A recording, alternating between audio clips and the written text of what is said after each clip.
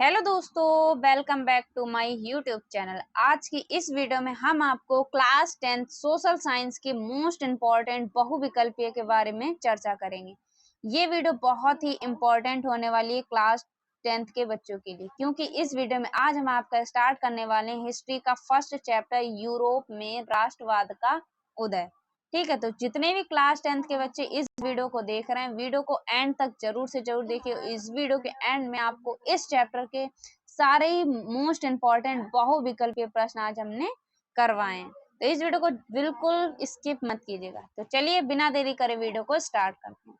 तो ये जितने भी बहुविकल्पीय आज के इस वीडियो में करवाएंगे सारे ही इम्पोर्टेंट है इस चैप्टर के, हर साल बोर्ड एग्जाम में पूछे जाते हैं।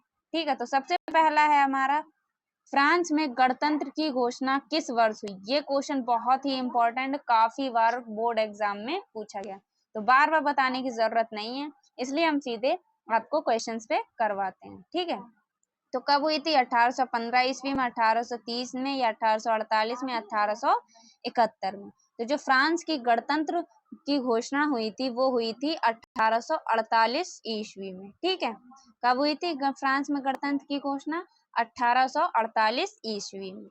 उसके बाद है दूसरा क्वेश्चन, यंग इटली सोसाइटी के संस्थापक कौन थे?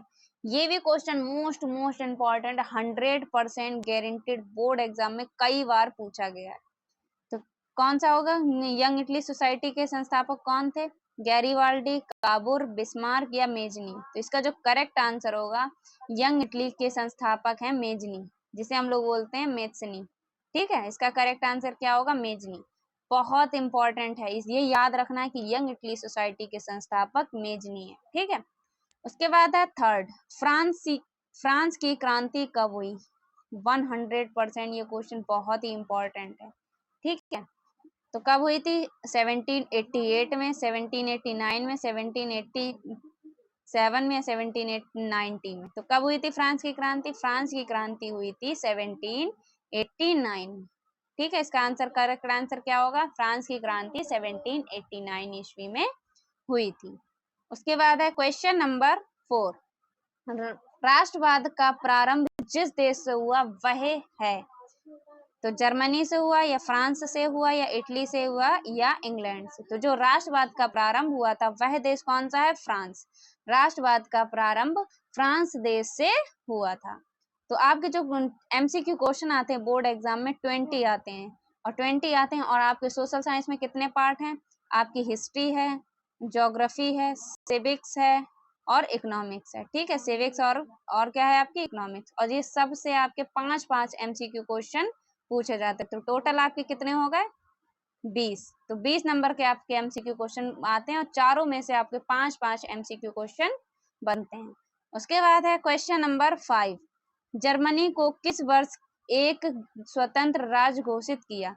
1871 ईस्वी में, 1876 ईस्वी में, या 1872 ईस्वी में, या 1880 ईस्वी में? तो जो जर्मनी को स्वतंत्र राज्य घोषित किया वो था 1871 ईस्वी में। जर्मनी को 1871 वर्ष एक स्वतंत्र राज्य घोषित किया था। ठीक है, इसके बाद है क्वेश्चन नंबर 6, जर्मनी के एकीकरण में मुख्य भूमिका किसकी थी मुख्य भूमिका?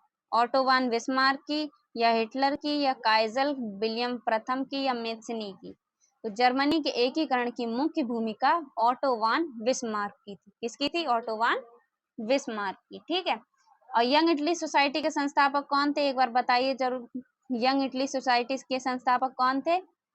एक बार कमेंट करके जरूर से जरूर बताइए। 7, नेपोलियन का संबंध किस देश से था? नेपोलियन का संबंध किस देश से था? जर्मनी से, फ्रांस से, इटली से, या इंग्लैंड से? तो जो नेपोलियन का संबंध था वो था फ्रांस देश से। ठीक है, उसके बाद है क्वेश्चन नंबर 8, इटली का एकीकरण किसके नेतृत्व में हुआ था? जेसीपी गैरिबाल्डी, या ऑटो वन बिस्मार्क, या नेपोलियन, या विलियम प्रथम? तो इटली का जो एकीकरण हुआ था वो हुआ था जेसेपे गैरिबाल्डी के नेतृत्व में हुआ था। ठीक है, किसके हुआ था? जेसेपी गैरिबाल्डी। उसके बाद है क्वेश्चन नंबर 9, नेपोलियन की पराजय कब हुई थी? नेपोलियन की पराजय कब हुई थी? 1814 में, 1816 में, 1815 में, 1817 में। तो नेपोलियन की जो पराजय हुई थी वो हुई थी 1815 में। ये क्वेश्चन बहुत ही इम्पोर्टेंट, 101% ये आपका क्वेश्चन इम्पोर्टेंट है, ठीक है। बाकी ये जितने भी क्वेश्चन हम आपको इस वीडियो में करवा रहे हैं सारे ही मोस्ट इम्पोर्टेंट हैं। यूरोप में राष्ट्रवाद का उदय चैप्टर के सारे इंपॉर्टेंट क्वेश्चन हमने इस वीडियो में करवाए। तो इस वीडियो के जितने भी हम आपको एमसीक्यू क्वेश्चन करवाएंगे सबको आपको लर्न कर लेना है। इसके बाद हम इस चैप्टर के क्वेश्चन इंपॉर्टेंट लेके आए, 4 नंबर वाले लॉन्ग क्वेश्चन सारे ही हम आपको करवाते रहेंगे।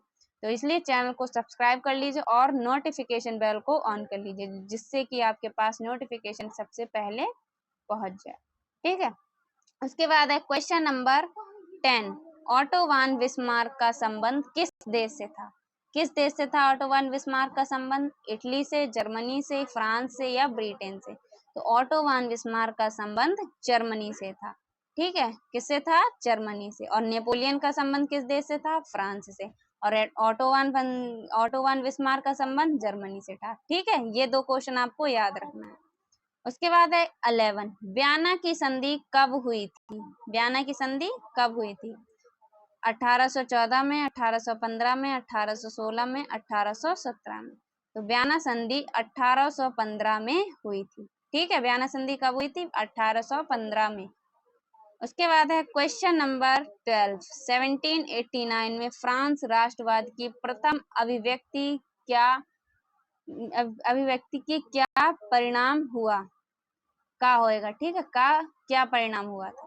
तो फ्रांस की क्रांति या नेपोलियन का उदय या जर्मनी का एकीकरण या निरकुंज राज का प्रारंभ, निरकुश राजतंत्र का प्रारंभ।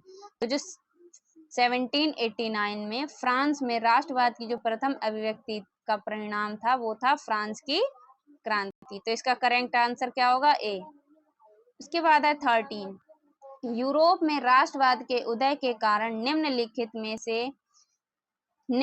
में से है। तो यूरोप का राष्ट्रवाद के उदय के कारण कौन सा है? नए मध्यम वर्ग का उदय या उदारवादी विचारधारा का प्रसार या क्रांतिकारियों का उदय या ये सभी? तो यूरोप में राष्ट्रवाद के उदय के कारण ये तीनों ही हैं, नए मध्यम वर्ग का उदय भी, उदारवादी विचारधारा का प्रसार भी और क्रांतिकारियों का उदय। तो ये तीनों ही आपके सही हैं। तो इसका करेक्ट आंसर क्या होगा? ये सभी, ठीक है। उसके बाद है क्वेश्चन नंबर 14, ब्याना सम्मेलन में मेजबानी निम्नलिखित में से किसने की थी? तो किसने की थी ब्याना सम्मेलन में मेजबानी? मैटरनिख ने या बिस्मार्क ने या चार्ल्स दसम में या इनमें से कोई नहीं? तो इसका जो करेक्ट आंसर होगा वो होगा मैटरनिख ने। जो ब्याना संधि में मेजबानी किसने की थी? मैटरनिख ने। ये क्वेश्चन आपको याद रखना है कि ब्याना संधि सम्मेलन में मेजबानी किसने की थी? मैटरनिख ने। और नेपोलियन देश का संबंध किससे था? फ्रांस से। और ऑटो वान बिस्मार्क का संबंध किससे था? जर्मनी से, ठीक है। फ्रांस की क्रांति कब हुई? 1789 में। ये सब क्वेश्चन आपको रट लेना है, कतई एकदम तैयार कर लेना है।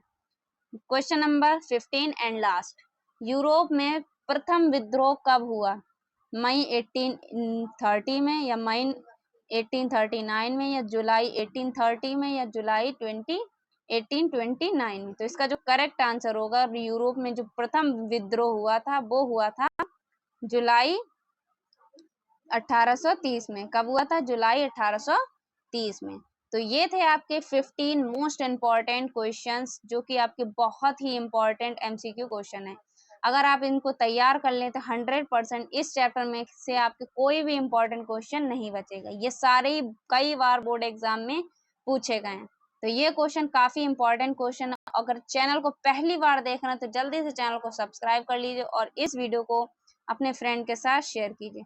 और अगर आपने सोशल साइंस का सिलेबस एनालिसिस वीडियो नहीं देखी, आपको सिलेबस के बारे में नहीं पता है, तो हमने सिलेबस की वीडियो बना दी है और वो वीडियो हमने लिंक डिस्क्रिप्शन बॉक्स में डाल दी है। जाके उस वीडियो को जरूर से जरूर देखिए। हम मिलते हैं आपसे एक और अगली इंपॉर्टेंट वीडियो में। तब तक के लिए जय हिंद, जय भारत।